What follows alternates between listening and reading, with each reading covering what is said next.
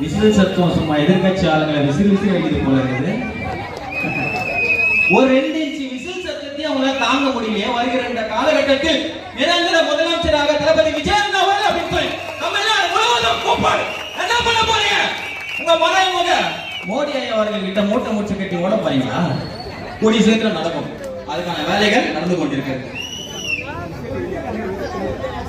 72 வருஷம் ஆட்சியில என்ன சம்பாதிச்சு வச்சிருக்கீங்க?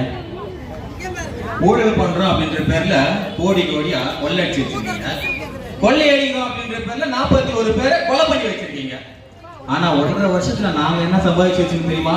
கோடி கோடியான மக்களோட மனசை சம்பாதிச்சு வச்சிருக்கோம் தளபதி விஜயகாந்த் அவர்கள்.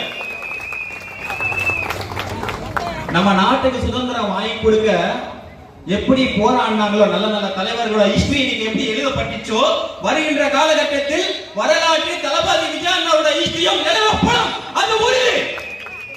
ஏனென்றால் நல்ல நல்ல தலைவர்களுக்கு எப்படி எல்லாம் கஷ்டம் வந்ததோ அதே கஷ்டம் தான் இன்னைக்கு தளபதி விஜயகாந்த் அவர்களும் அந்த சின்ன சிரிப்போட ஒவ்வொரு மாவட்ட செயலாளரோட துணையோட உங்களோட அன்போட ஆதரவோடுவோம் சந்தித்து போயிட்டே இருக்காங்க. வெற்றி நிச்சயம் அப்படின்றதுல எந்த ஒரு மாற்று கருத்தும் கிடையவே கிடையாது.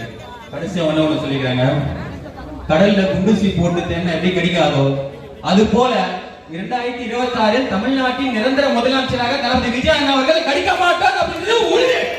வாய்ப்பளித்த அனைவருக்கும் மனமார்ந்த நன்றி. நிறைய பேசணும்.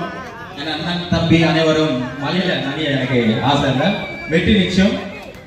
விசில் மறந்தாரு. நன்றி.